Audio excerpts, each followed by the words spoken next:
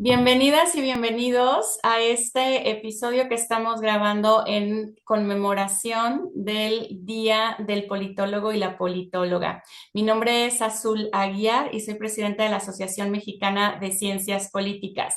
El día de hoy, 29 de noviembre, conmemoramos el Día del Politólogo y la Politóloga en honor a uno de los grandes cientistas políticos latinoamericanos, el profesor Guillermo O'Donnell, cuya obra nos sigue iluminando en diferentes reflexiones en temas como democracias, autoritarismos, Estado de Derecho.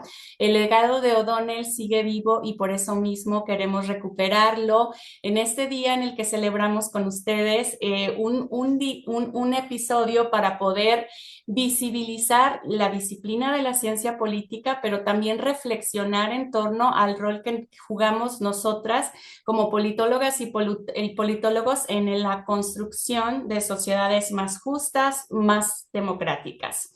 Es para mí un honor contar con la presencia de dos colegas extraordinarios a quienes admiro profundamente y de quienes he seguido muchos de los caminos y enseñanzas que han trazado, la profesora Gabriela Hipólito O'Donnell y el profesor Manuel Alcántara, que nos acompaña hoy para impartir esta conferencia en celebración del Día de la Politóloga y el Politólogo. En un primer momento quiero darle la palabra a la doctora Gabriela. Ella es doctora en ciencia política por la Universidad de Cambridge y profesora en la Escuela de Humanidades en la Universidad de San Martín en Argentina. Actualmente ella es profesora visitante en la Universidad Nacional de Chengchi en Taipei y nos da muchísimo gusto poderla tener como colaboradora no solamente de este evento en la Asociación Mexicana de Ciencia Política, sino también en un evento que para nosotros es clave, la Cátedra Guillermo O'Donnell. Entonces, sin más, Gaby, te doy la palabra para que puedas también dar una bienvenida y contarnos un poco más de este día. Adelante. Bueno, bueno, muchas gracias, Azul. Buenos días a todas y todos. Feliz día, Azul, ¿eh? Feliz día de la politóloga y del politólogo y a quienes nos acompañan justamente en este evento para celebrar a la ciencia política, ¿no? La ciencia política que es realmente una disciplina muy noble, como la veo yo. Nos dedicamos a estudiar la política para mejorarla y así mejorar también la vida de las personas, creo que de eso se trata. Y qué mejor que celebrar este día con una nueva edición de la Cátedra O'Donnell. Ya es la octava edición y la cátedra fue establecida en conjunto con AMESIP para difundir el legado académico de Guillermo O'Donnell, quien se dedicara, como también mencionó Azul, al estudio del autoritarismo y de la democracia por más de 4 décadas. Y de su ciencia política, que era innovadora, rigurosa y profundamente latinoamericana, si ustedes me permiten, quiero acentuar su aspiración práctica. Guillermo siempre estaba buscando salidas a situaciones complejas, desde el autoritarismo en todos sus niveles, la salida desde liderazgos delegativos, la formación de coaliciones para resolver el tema de la pobreza y la desigualdad en una región como la nuestra, con niveles persistentes, tanto de pobreza como de desigualdad, y evitar por todos los medios lo que él denominó la muerte lenta de la democracia. Él era un activista de la democracia como forma de vida. Yo le quiero dar muchísimas gracias a Manolo, al profesor Alcántara, el maestrísimo, por aceptar esta conferencia, celebrar el Día de la Ciencia Política y reflexionar sobre temas cruciales que nos aquejan no solo a los latinoamericanos, sino también en el mundo. Es un honor para mí, para la familia que él haya aceptado. Y también quiero agradecerle al doctor Cristian Asinelli, que nos apoyó en la celebración de este evento desde su rol en CAF, que es el Banco de Desarrollo de América Latina. Este es un momento muy difícil para los eventos académicos, para la profesión nuestra académica, para el libre pensamiento, y creo que este tipo de eventos son fundamentales. Así que quiero darle las gracias a ambos, a Manolo, a Cristian y a vos, Azul, por la confianza, porque seguimos trabajando juntas, y a todas las politólogas y los politólogos que están viendo el evento y sobre todo a los que son miembros de AMESIF y también al staff que nos ha ayudado en esta organización. Muchas gracias y feliz día. Feliz día. Muchísimas gracias, Gaby, por esta presentación. Es un honor tenerte aquí con nosotros por todo lo que representa también el trabajo que has hecho en términos de democracia y democratizaciones. Paso ahora a darle la palabra al profesor Alcántara. Él es profesor emérito honorífico, como sabemos, de la Universidad de Salamanca, especializado en política latinoamericana y con una trayectoria centrada en el estudio de las élites parlamentarias, los procesos electorales, la democracia y la relación entre poderes legislativo y ejecutivo en América Latina. Actualmente dirige el Centro Internacional de Estudios Políticos y Sociales de Panamá, en Panamá, y es para nosotros un honor contar con él para que nos pueda iluminar en términos de estas reflexiones en torno a nuestros regímenes políticos, los cambios que estamos enfrentando. Su conferencia, Una mirada hacia adelante sin ignorar el pasado, intentará poner al centro los desafíos que estamos encontrando actualmente, no solamente en América Latina, sino en varias regiones del mundo en cuanto a nuestros procesos políticos. Y la democracia. Muchísimas gracias, Manuel, por estar con nosotros. Bueno, soy yo el que te agradece, os agradece a ti, Azul, y a Gabriela por esta invitación. Y también me sumo a las felicitaciones por este Día de la Politóloga y del Politólogo, ¿no? Que celebramos, yo creo que, como Gabriela decía, porque somos partícipes de una disciplina, estamos insertos en una disciplina con la que tenemos un compromiso y queremos dar todo lo que podamos en favor de su progreso, ¿no? Yo quiero compartir hoy en este día unas ideas que, como dice el título, se trata de mirar hacia adelante en este proceloso, en este complicado momento en el que vivimos, pero sin ignorar el pasado, ¿no?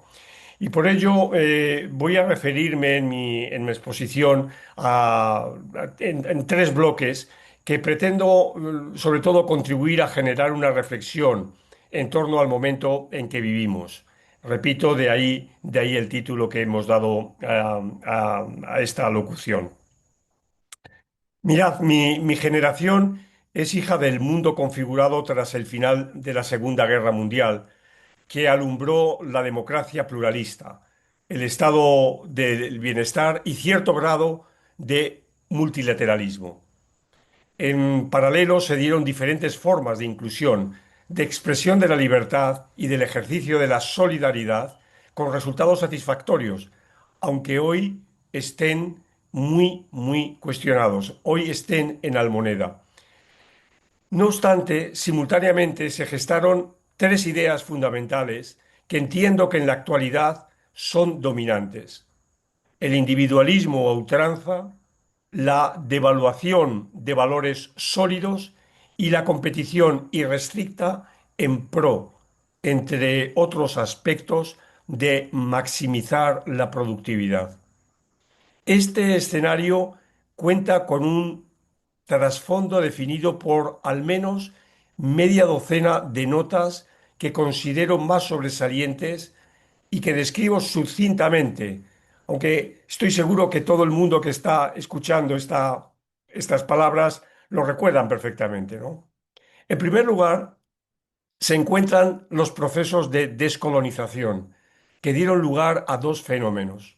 El primero, de naturaleza, si se quiere, cuantitativa, en conjunción tiempo después con el hundimiento del socialismo real, fue el incremento del número de estados con el consiguiente aumento de la complejidad en el orden internacional. Y el segundo, de naturaleza cualitativa fue la aparición del pensamiento postcolonial, con la inmediata interpelación de los viejos paradigmas interpretativos del poder en clave patriarcal. La segunda nota se refiere a la explosión demográfica, vinculada con los procesos de urbanización y con el incremento de la esperanza de vida.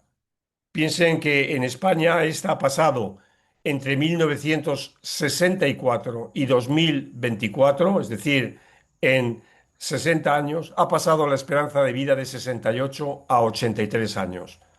La tercera tiene que ver con la secularización de las sociedades en clave de la expansión del humanismo que se irá construyendo contra la hegemonía de lo religioso y que aportará distintas expresiones, a veces muy contradictorias, como son el liberalismo, el nacionalismo y el socialismo, fundamentalmente.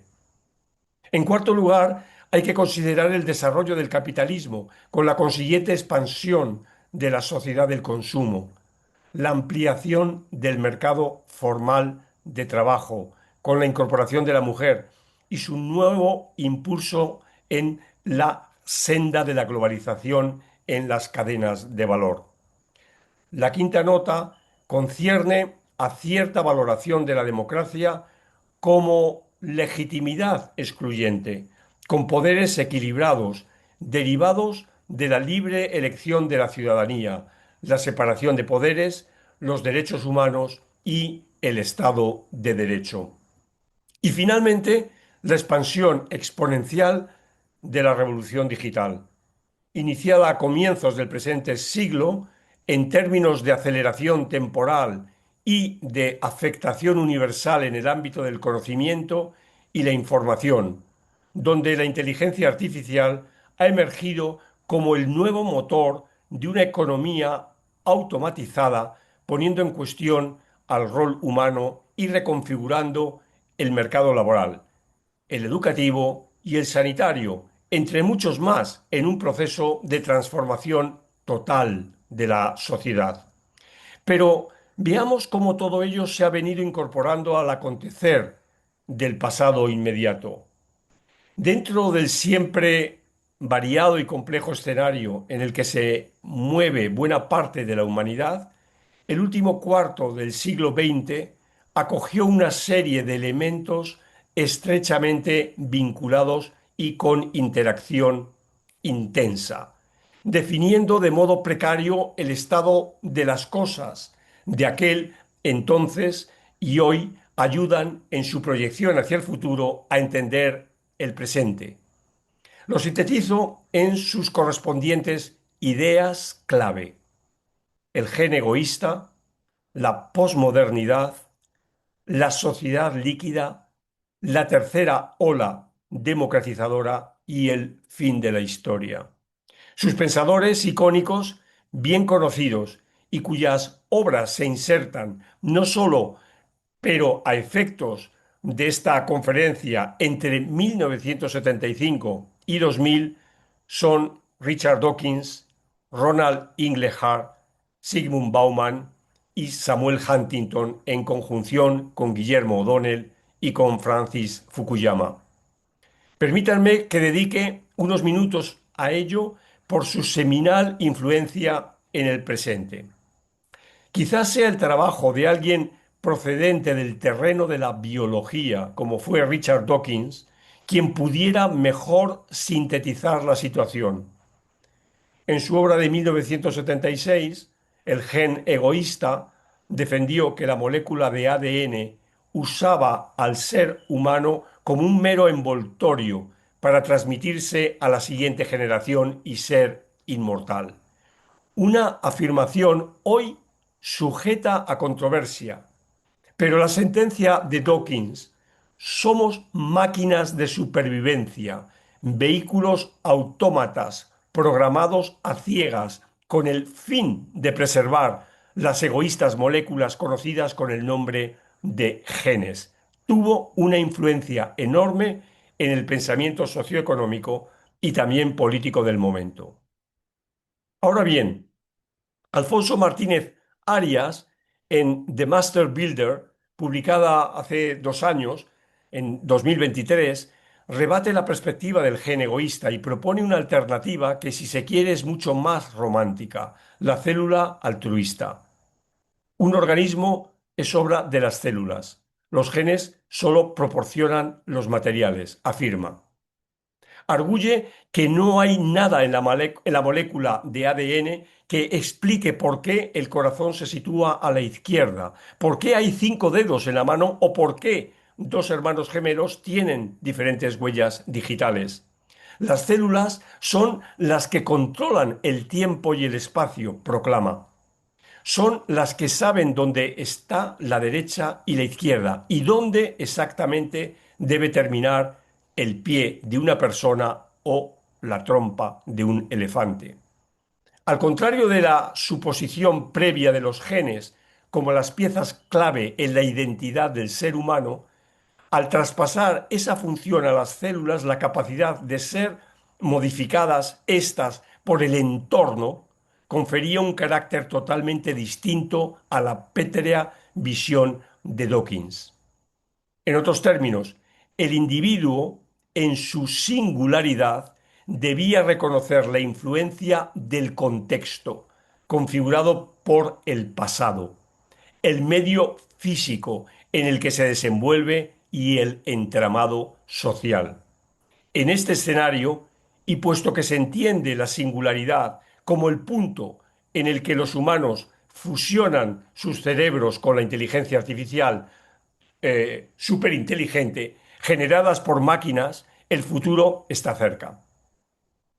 En una dirección complementaria, Ronald Inglehart, en el año 77, en 1977, en su libro La Revolución Silenciosa, descubrió un cambio intergeneracional en los valores de las sociedades industrialmente avanzadas, aupado en ideas previas según las cuales los cambios en los valores de la ciudadanía son expresión de los efectos del crecimiento económico.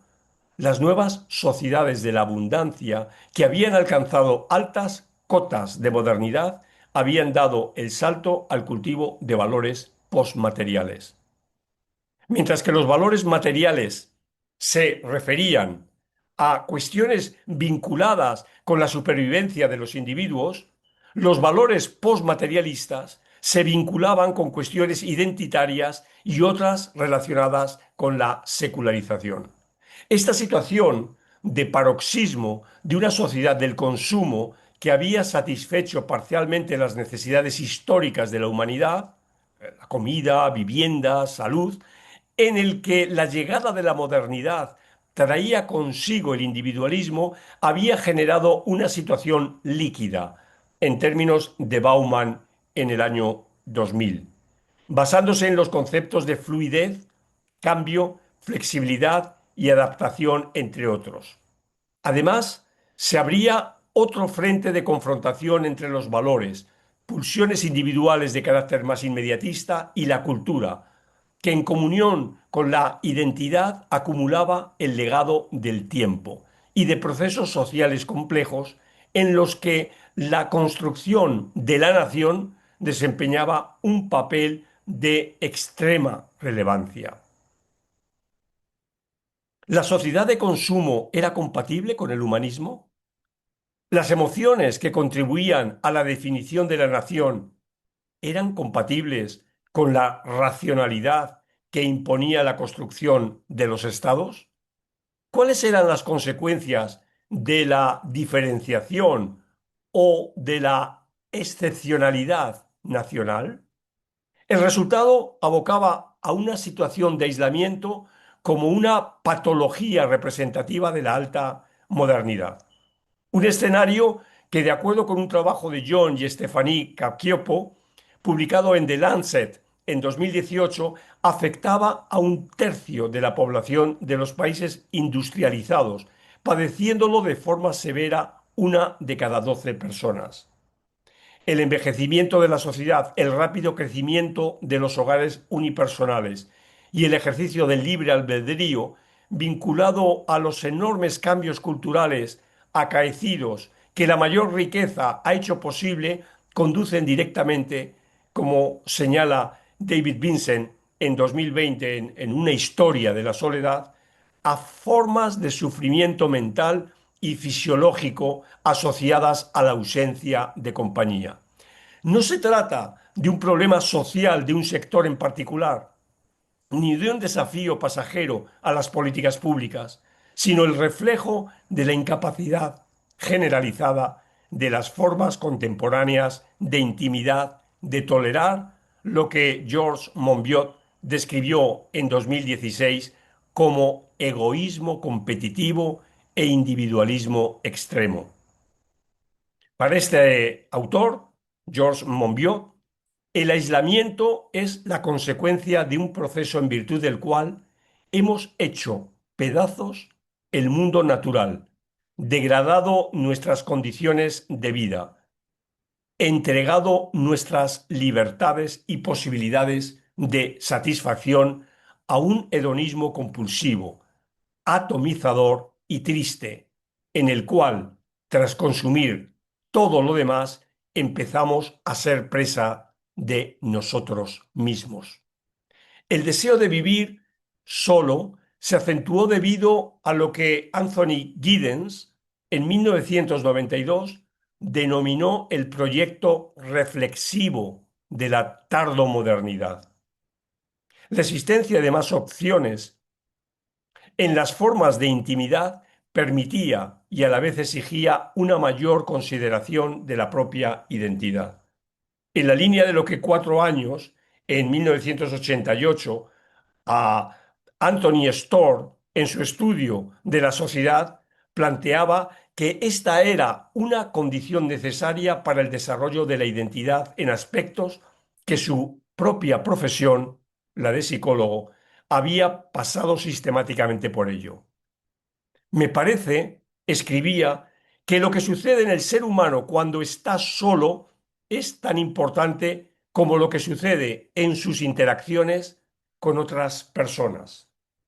Además de relativizar, por consiguiente, el peso de la socialización, se abría una puerta imponente a la consideración de un escenario donde se evidenciaba la multiplicidad y flexibilidad de las identidades frente a la clásica consideración de su carácter monolítico. La resonancia del aislamiento aumentó por obra de avances contemporáneos en la pujante disciplina de la psiquiatría. Cada vez se hacía más referencia al impacto de los estados de ánimo en el bienestar físico, introduciendo el tema en los asuntos de salud pública. De manera resumida, nada ejemplifica mejor esta situación que el avance de la práctica del mindfulness, que es la soledad hecha a la medida de la tardomodernidad, ecléctica, privatizada y de fácil comercialización. Como recoge el ya citado David Vincent en Una historia de la soledad, el sitio de Amazon del Reino Unido presentaba hace un año más de 50.000 versiones de libros que contienen la palabra mindfulness en el título. Hasta ahora, ustedes pueden decir, pero estamos en el día de la politóloga, del politólogo, y Manuel Alcántara solo habla de psicología, de biología, de sociología. No, en el terreno de la política, la democratización avanzaba irrestricta. Pero hay que entender que avanzaba en este terreno, que otros colegas de otras disciplinas nos abren.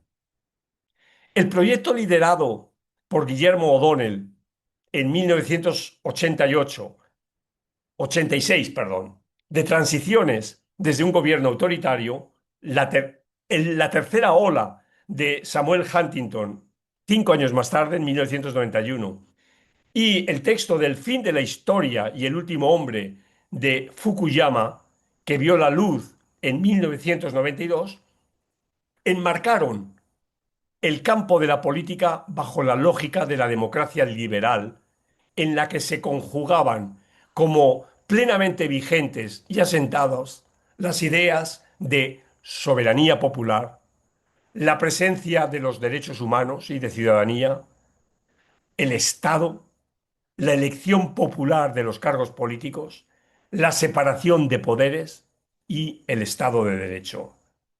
Esta larga introducción, que da paso a la segunda parte de mi exposición, es necesaria para encuadrar el estado de cosas previo a la revolución digital, que comenzó a expandirse exponencialmente con el nuevo siglo y que no se detuvo, todo lo contrario, ni como consecuencia de la crisis económica surgida en torno a 2008, ni de la pandemia de la COVID-19.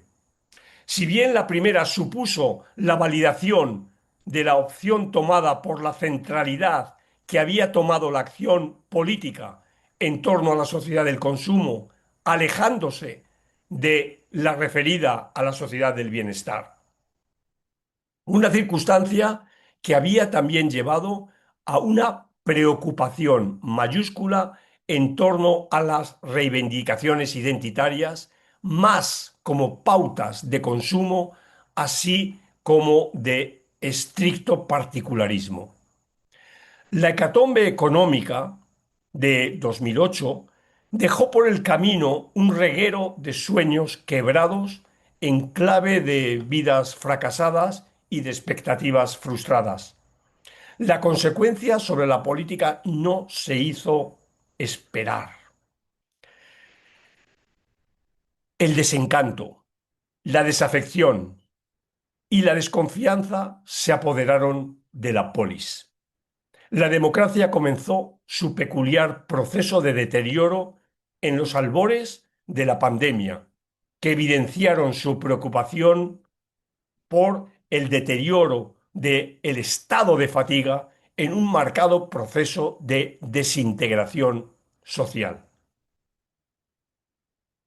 Así, el escenario empataba con lo que estaba sucediendo en la sociedad, en la que el cansancio poco a poco aparecía como un diagnóstico en un marco definido por el incremento de las expectativas de vida, la pérdida de centralidad de Occidente en un mundo en el que la globalización se encontraba en cuestión y en el que las nuevas tecnologías de la información y de la comunicación, con la floración de docenas de sistemas distintos, se alzaban como protagonistas del cambio. En 2010, Byung-Chul Han sostuvo en su trabajo La sociedad del cansancio la tesis de que vivimos en una época en la que ha perdido su vigencia el paradigma inmunológico, que se basa en la negatividad del enemigo. Como en los tiempos de la Guerra Fría, la sociedad organizada inmunológicamente se caracteriza por vivir rodeada de fronteras y de vallas que impidan la circulación acelerada de mercancías y de capital. La globalización suprime todos estos umbrales inmunitarios para dar vía libre al capital. Incluso la promiscuidad y la permisividad generalizadas que hoy se propagan por todos los ámbitos vitales eliminan la negatividad del desconocido o del enemigo. Los peligros no acechan hoy desde la negatividad del enemigo, sino desde el exceso de positividad, que se expresa como exceso de rendimiento, exceso de producción y exceso de comunicación. La negatividad del enemigo no tiene cabida en nuestra sociedad, ilimitadamente permisiva.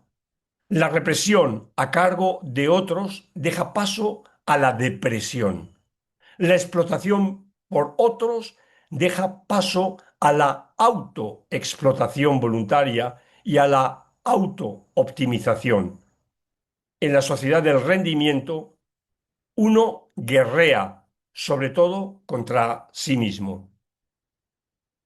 Más tarde, en 2019, Shoshana Zuboff subrayaba en la economía de la vigilancia que en este nuevo capitalismo las experiencias de las personas son reclamadas de modo unilateral por empresas privadas y convertidas en flujos de datos patentados. Algunos de ellos se usan para mejorar productos y servicios. Ustedes saben de qué estoy hablando. El resto son considerados una plusvalía conductual y resultan valiosos por sus abundantes señales predictivas. Estos datos predictivos son enviados a fábricas de nuevo cuño, donde la inteligencia artificial los procesa y convierte en productos predictivos altamente rentables que anticipan nuestras decisiones actuales y futuras. Los productos predictivos son después comercializados en lo que Shoshana Zuboff denomina mercados de futuros conductuales, donde capitalistas vigilantes venden certidumbre a sus clientes corporativos. La ratio de clics de Google fue el primer producto predictivo exitoso y su mercado de publicidad fue el primero en operar con futuros conductuales. El escenario había sido anticipado por la invocación al voluntarismo mágico, un concepto que Mark Fisher, autor de Realismo capitalista, no hay alternativa, de 2006, tomó del psicólogo David Smell y que es referido a esta idea de que cada uno de nosotros podemos cambiar nuestro mundo, incluida nuestra salud mental, y prosperar gracias únicamente al trabajo, al esfuerzo y a un poco de terapia, si es que nos lo podemos permitir.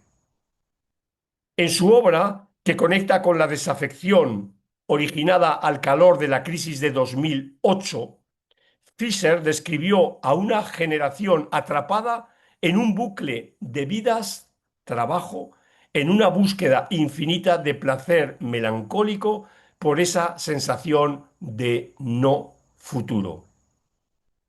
En una dirección opuesta, Mark Andreessen, impulsor de un manifiesto tecno-optimista, en septiembre de 2023, señalaba que podemos avanzar hacia una forma de vivir y de ser muy superior.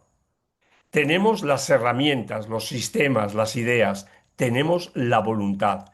Es hora, una vez más, de izar la bandera tecnológica. Es hora de ser tecno-optimistas. Poco después, el propio Andresen afirmaba que el crecimiento de la productividad, impulsado por la tecnología, es el principal motor del crecimiento económico, el crecimiento de los salarios y la creación de nuevas industrias y nuevos empleos. Las personas y el capital están continuamente libres para hacer cosas más importantes y valiosas que en el pasado. Fin de la cita. En sendos casos, la revolución digital, en cuyas efemérides mañana, 30 de noviembre, se celebrarán los 3 años del lanzamiento de la primera versión del ChatGPT, imponía un nuevo escenario que se aupaba sobre las características del orden finisecular esbozadas más arriba. Ahora surgía la codependencia destructiva de China y Estados Unidos, el calentamiento global, los flujos migratorios, la expansión del crimen organizado y la guerra. Todos ellos, y muy dramáticamente el último, definen un punto estelar en la agenda internacional de un orden a punto de quebrarse, si es que no está quebrado ya.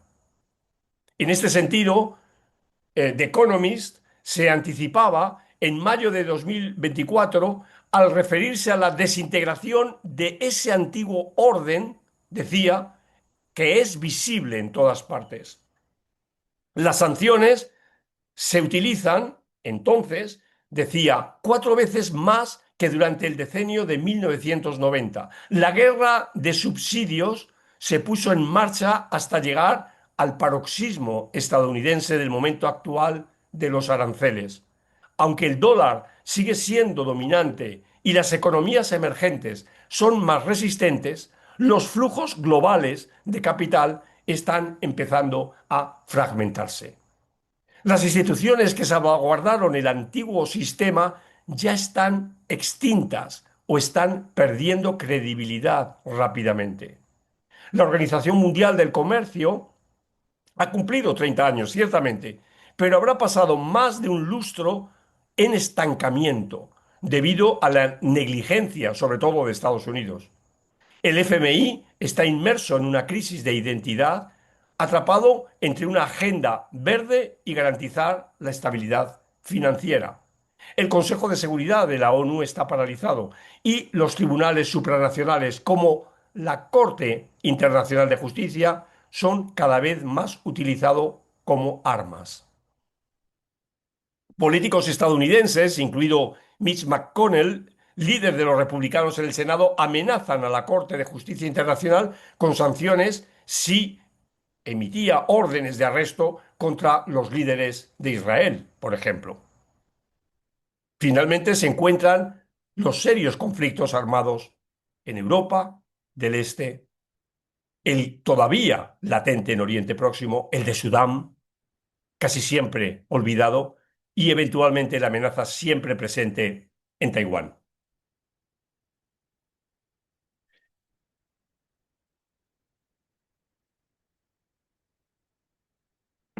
En el caso de que el declive del sistema llegue a su quiebra, es poco probable que sea reemplazado por nuevas reglas, advertencia que ha proclamado recientemente el canadiense Michael Ignatieff.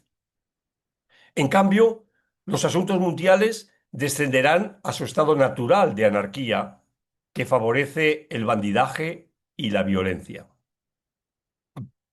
Sin confianza y sin un marco institucional para la cooperación, será más difícil para los países afrontar los desafíos del siglo XXI, desde contener la carrera armamentista en inteligencia artificial que se está llevando a cabo hasta colaborar en el espacio donde el liderazgo empresarial de un solo individuo, Elon Musk, pone en jaque a la sociedad internacional, un decrépito concepto donde los haya. Pero hay asuntos de otra índole que no terminan de acoplarse, como ocurre con África, un continente que las proyecciones demográficas estiman que tendrá 2.000 millones de habitantes en 2050, que centró el drama de la descolonización hace más de medio siglo y que hoy registra, no sin asombro, que el presidente de Kenia, William Ruto, fuera el primer presidente del continente que visitara, en visita oficial, en mayo del año pasado, Estados Unidos en 16 años. Los problemas serán abordados por clubes de países con ideas afines, lo que, aunque pueda funcionar, más a menudo implicará coerción y resentimiento. Como ocurre con la política ya citada de aranceles de Donald Trump o con los aranceles fronterizos al carbono de Europa o la disputa de China con el FMI.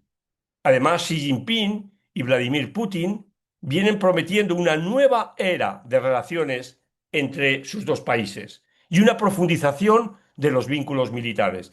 Los dos presidentes han reiterado que se mantendrían firmes frente a un Estados Unidos hostil. Cuando la cooperación da paso a la mano dura, los países tienen menos motivos para mantener la paz.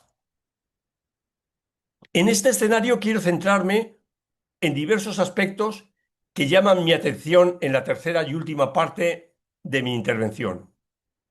El foco lo sitúo en el actual estado de las democracias fatigadas que asolan Occidente y que configuran una agenda que me parece insoslayable no dejar de tener en cuenta, que aboca a lo que vengo denominando recientemente como posdemocracia, un término especialmente vago y que reconozco que no me hace muy feliz y que se aleja de Colin Crouch de hace 20 años.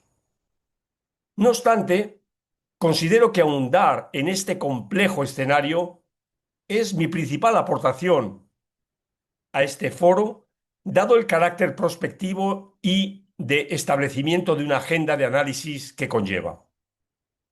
En primer lugar, como han señalado Josep María Colomer y Michael Ignatieff, se encuentra la pérdida de poder político real de las instituciones estatales, que explica sobre todo el descrédito de la política y la proliferación de los escándalos. La combinación entre el estado de bienestar y el auge del consumo de posguerra producía un choque entre la gratificación individual y las relaciones íntimas. Ello condujo a Martin Wolf a escribir en 2023 su trabajo fundamental, La crisis del capitalismo democrático. Su diagnóstico fue rotundo. La inestabilidad financiera era sólo uno de los fallos de las economías occidentales. También fueron importantes el aumento de la desigualdad, la creciente inseguridad personal y la ralentización del crecimiento económico. Pero a la par, Martin Wolf subrayó el descrédito de las élites gobernantes, sean comerciales, culturales, intelectuales, políticas y administrativas, ante la opinión pública. Tristan Harris, especialista en ética tecnológica, ha señalado que los políticos necesitan encontrar una salida al estancamiento que supone el lento proceder de los reguladores y el activismo febril de los lobbies. Los gigantes tecnológicos deben rendir cuentas por los daños que causan sus productos, no solo alentarlos a innovar. Hasta ahora, empresas como Nvidia, Meta, Google, Amazon y Microsoft han tenido que asumir poca responsabilidad por sus acciones. Estas empresas deben estar sujetas a un marco de responsabilidad que las exponga a pérdidas financieras significativas en caso de que sean declaradas responsables de sus daños. Solo entonces se tomarán más en serio la seguridad, tanto en el desarrollo de la inteligencia artificial como en el proceso posterior, una vez que se haya implementado.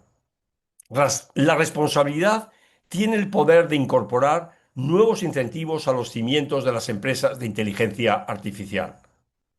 Hace una década, cuando las redes sociales mostraron su potencial, el mundo adoptó una actitud de esperar y ver cómo esa tecnología cambiaba la sociedad.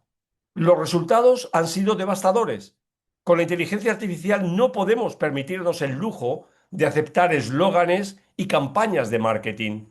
Lo que está impulsando la investigación, el desarrollo y la implementación de la inteligencia artificial ya está claro.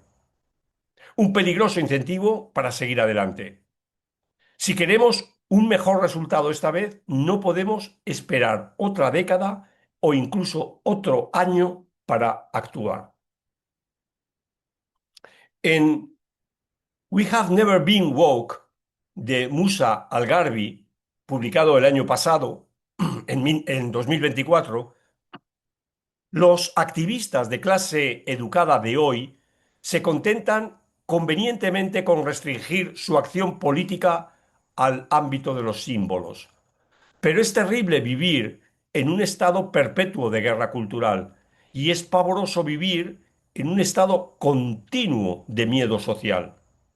La inflamación del discurso que conduce a la tantas veces referida en medios comunicados e intervenciones públicas, polarización, o al no menos tremendo discurso del odio, sirve a los intereses psíquicos y sociales de los combatientes, pero divide tácitamente a la sociedad, al hacer que muchas personas en el centro guarden silencio, obligándolos a mantener la cabeza gacha para sobrevivir.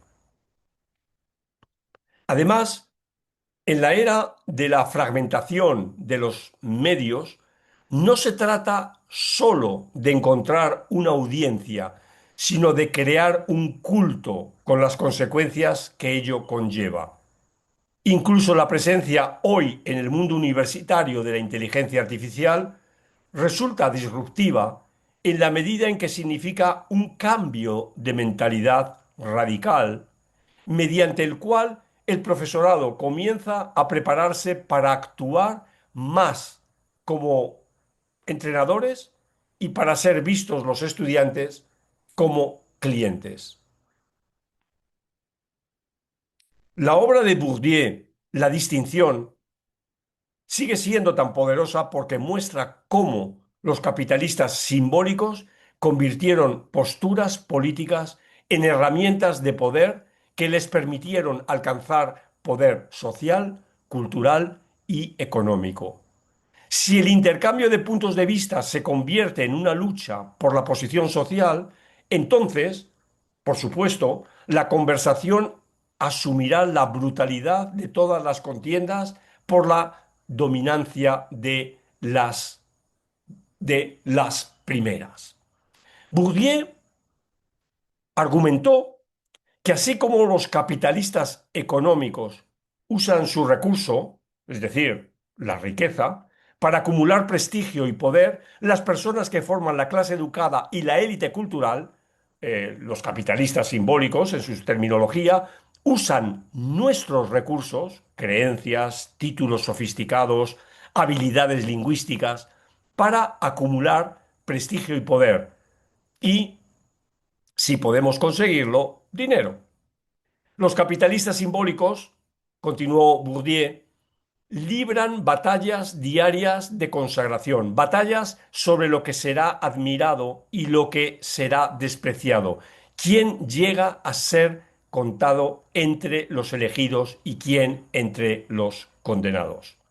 Quizás sea interesante echar mano del conocimiento desde otras disciplinas alejadas de las ciencias sociales, donde, por ejemplo, el biólogo Edward Wilson, que vivió entre 1925 y 2021, consideraba que todos los problemas del hombre moderno venían de tener tres cosas incompatibles entre sí: unas emociones del Paleolítico, unas instituciones medievales y una tecnología casi divina. Tristan Harris parafrasea al maestro de la sociobiología y dice que debemos abrazar nuestros cerebros paleolíticos. No nos queda otra: actualizar nuestras instituciones y cambiar el modo en que se construye la tecnología. El primer paso, dice, es comprar tiempo para aprender a dominar la inteligencia artificial antes de que ella nos domine. Porque, y sobre esto no hay ninguna discusión, ya es muy tarde para volver a meter al genio en la lámpara. Más aún, cuando uno de los efectos del segundo triunfo de Trump fue la recompensa con creces el apoyo de Elon Musk a su candidatura. Aunque la aventura terminó regular, la puesta en marcha del oficioso Departamento de Eficiencia Gubernamental, un artefacto creado a medida del magnate tecnológico para que pudiera aplicar una drástica reducción de la administración pública, fue un indicador más de las transformaciones acaecidas. Los efectos negativos estructuran el imaginario y la cultura política de un amplio sector de la sociedad. Un sentimiento ineludible de desvalorización y una profunda desconfianza hacia los demás conducen a una sensación de inseguridad y a una exigencia de control autoritario. Los valores se convierten en marcadores identitarios. Ya va a hacer 2 años cuando Eric Sadin hablaba sobre los riesgos que planteaba el avance de la inteligencia artificial, en particular en su versión generativa. La inteligencia artificial, dijo, modificará la naturaleza del ser humano.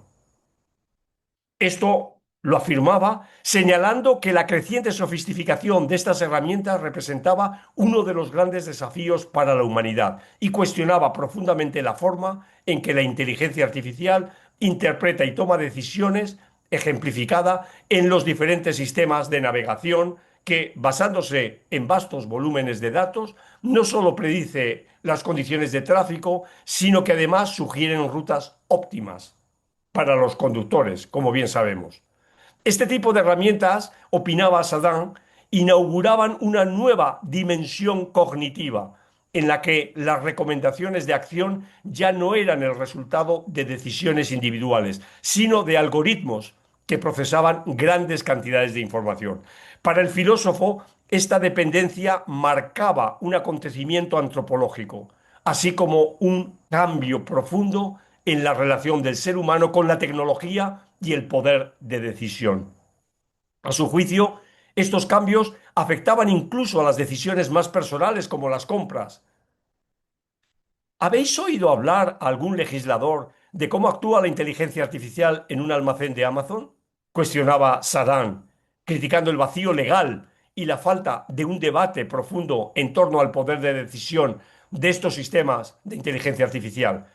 Con cada recomendación, desde qué zapatillas comprar hasta qué contenido ver, se modela nuestra conducta de manera imperceptible.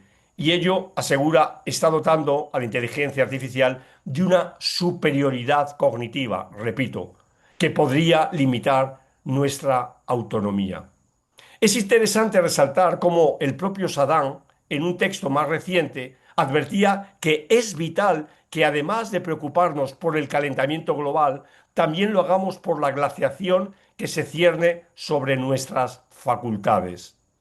Y entonces, si asumimos este imperativo, en cada aniversario de la puesta en funcionamiento de ChatGPT, es decir, mañana, nos erigiremos ya no en espectadores atónitos de anuncios sensacionalistas, sino en guardianes, en definitiva, responsables y tenaces de nuestra alma. La emergencia del tecnocapitalismo feudal es el gran reto añadido a las tribulaciones de la democracia fatigada. El escenario, según el ya citado Martin Wolf, es que a falta de confianza en una revolución progresista había llegado la política de la nostalgia revolucionaria, o más precisamente, según Lorenzo Castellani en Le Grand Continent, el panorama es de aceleración reaccionaria, donde la riqueza y la aceleración tecnológica se unen en la preservación y protección identitaria en un marco en el que las preguntas requieren mayor concisión que nunca, así como un esfuerzo interdisciplinar en una línea de actuación que no solemos tener costumbre de llevar a cabo. El futuro de lo político y de la información nunca será el mismo. Se desarrollará en nuevas plataformas, con nuevos y poderosos multimillonarios, en un proceso de concentración aún mayor del capital, y estrellas de la información que lucharán por un panorama político reordenado en el que prosperará la desinformación. ¿Cómo se obtienen las noticias y la información en pedazos en función de la edad, la política, los ingresos y la dependencia de la información hará que una realidad común sea cada vez más difícil de alcanzar y combinará la forma en que los consumidores se informen, los candidatos hagan campaña y las empresas crezcan o decaigan? En la línea de lo que vengo postulando en los últimos años acerca de la democracia fatigada, pero dando un salto en torno a los escenarios en los que pueda encontrarse una solución, en un reciente libro, García Marzá y Calvo consideran que vivimos un momento de democracia a la deriva, caracterizado por una desafección de la ciudadanía y el surgimiento de alternativas a la democracia. Una de ellas es la democracia algorítmica, donde la inteligencia artificial asumiría un liderazgo tecnocrático y supuestamente neutral con el objetivo de superar los actuales problemas políticos asociados a los humanos, como la corrupción, los sesgos emocionales o la incapacidad de procesar la complejidad del mundo contemporáneo. En la democracia algorítmica, la calidad de la democracia se mide por los resultados cuantitativos. La colonización de los algoritmos está reemplazando a las personas y coincide en lo que apunta Bauman en su autobiografía, Mi vida en fragmentos, al recordar que tanto Pierre Bourdieu como Klaus Hofe y Ulrich Beck parecían no tener dudas a la hora de afirmar al unísono que cuanto más libres son los individuos, menos influyen sus acciones en el proceso del juego. Voy terminando. La colaboración con otras disciplinas es a la vez más imprescindible, sin por ello renunciar desde la nuestra al análisis de dos vertientes de la vida pública absolutamente pertinentes: el papel de las instituciones y la relevancia de la ciudadanía. Hay una justaposición de ambas que es ineludible y que el propio Wolf enuncia con precisión y que son los ejes de esa mirada hacia adelante del título de esta conferencia. La ciudadanía debe englobar tres aspectos: la preocupación por la capacidad de los conciudadanos de tener una vida plena, el deseo de crear una economía que permita a ciudadanos y ciudadanas prosperar y, sobre todo, la lealtad a las instituciones políticas y jurídicas democráticas y a los valores de debate abierto y tolerancia mutua que las apuntalan. El viejo asunto de la alienación, ahora en un marco societal muy diferente, la desinformación, sofisticadamente planificada a través de la inteligencia artificial o de campañas burdas de desinformación, cuando no de intoxicación, convive con instituciones diseñadas para un momento que quedó atrás hace tiempo. El triángulo configurado integra a la tecnología, el poder institucionalizado de una forma u otra y nuestra configuración de la realidad, que cambia a una velocidad de vértigo. De ahí la mirada al pasado.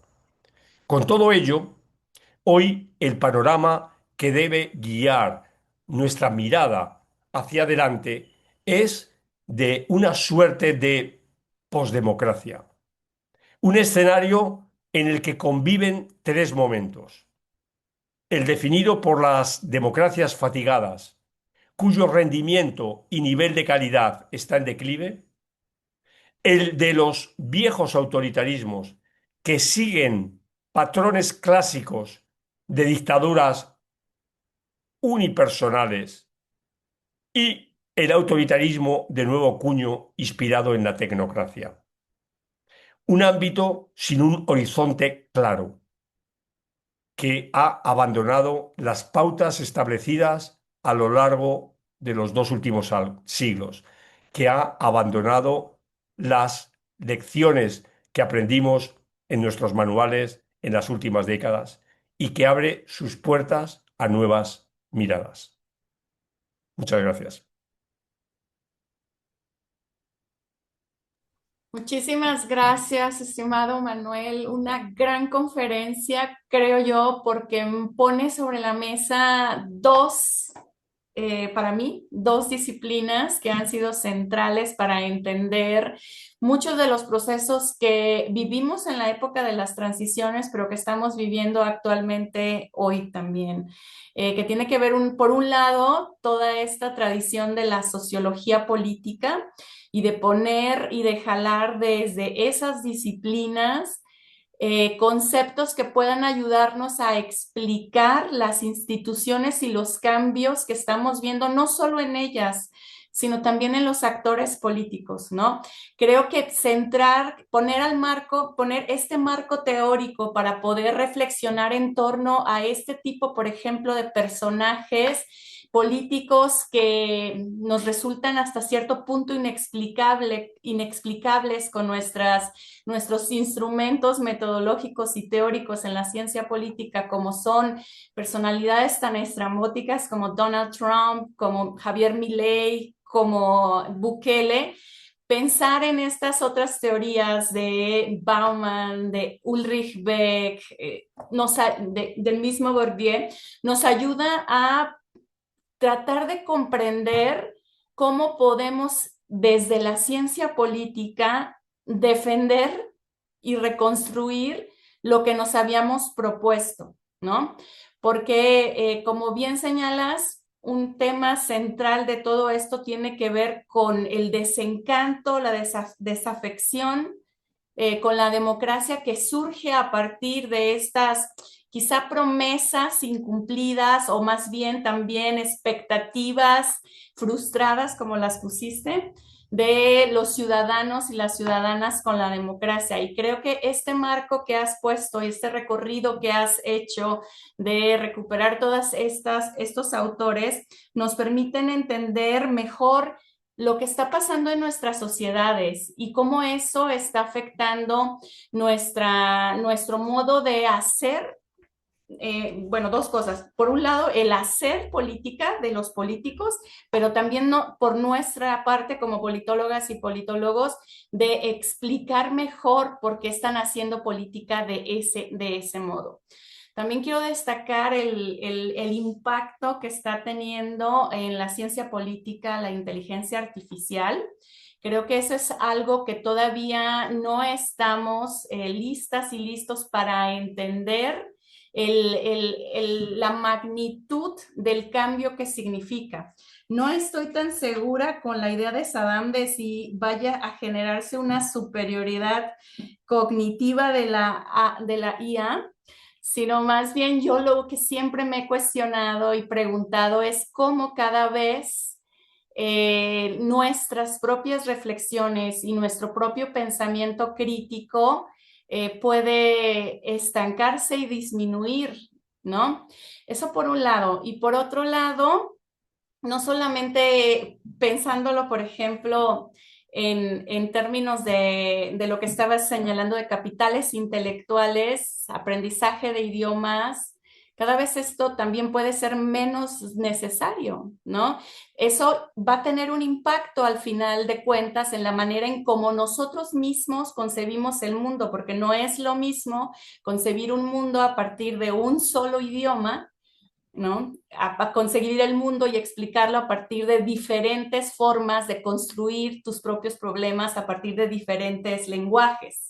Y esto creo que también va a tener un impacto muy, muy significativo en el futuro, no solamente de la política, sino también de lo político.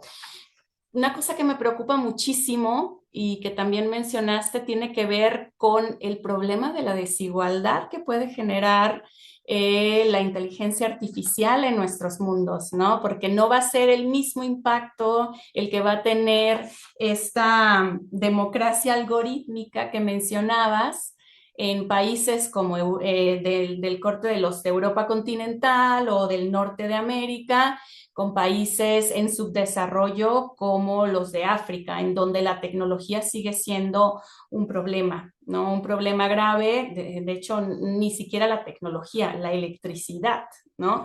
Entonces, creo que esto puede generar también muchas más desigualdades o profundizar nuestras desigualdades.